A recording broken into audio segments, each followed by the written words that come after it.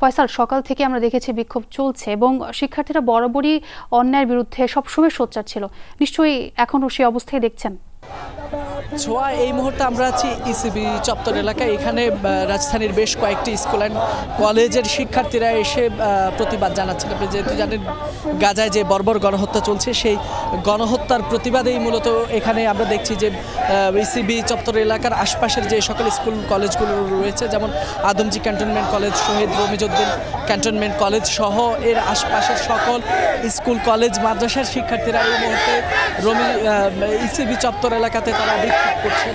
আপনি দেখতে পাচ্ছেন এখানে তাদের সাথে কিন্তু সাধারণ শিক্ষার্থীদের সাথে কিন্তু সাধারণ মানুষ কিংবা তাদের অভিভাবক রয়েছেন, শিক্ষকরা রয়েছেন, মাদ্রাসার শিক্ষকরা রয়েছেন, সকলেরই কিন্তু প্রতিবাদের ভাষা, প্রতিবাদের কথা তাদের বলা একটাই, সেটি হচ্ছে গাজায় যে বর্বর গণহত্যা চলছে, ফিলিস্তিনে যে গণহত্যা চলছে, সেই গণহত্যা অতি দ্রুত যাতে বন্ধ করা হয় সেজন্য আন্তর্জাতিক সম্প্রদায়কে এগিয়ে আসার পাশাপাশি ইসরায়েলের এই যে নির্বিচারে যে মানুষ হত্যা করছে তাদের শাস্তি যাতে হয় সেই বিষয়টাও তারা চাচ্ছেন।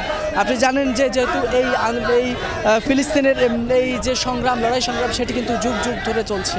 তারা বলছেন যে আরবরা ঐক্যবদ্ধভাবে যদি থাকতো তাহলে আজকের এই করুণ পরিণতি ফিলিস্তিনিদের পোহাতে হতো না। তাই তারা বলছেন যাতে যত দ্রুত সম্ভব এই ফিলিস্তিনিদেরকে বাঁচাতে হলে, ফিলিস্তিন রাষ্ট্র প্রতিষ্ঠা করতে হলে আরব যে সকল দেশগুলো রয়েছে অর্থাৎ আরব সকল জাতিকে একত্রিত হতে হবে এবং সেই সাথে সকল বিশ্বের মানুষদেরকে, সকল রাষ্ট্রকে এগিয়ে আসতে হবে এই বর্বরতার বিরুদ্ধে, ইসরায়েলি এই গণহত্যার বিরুদ্ধে।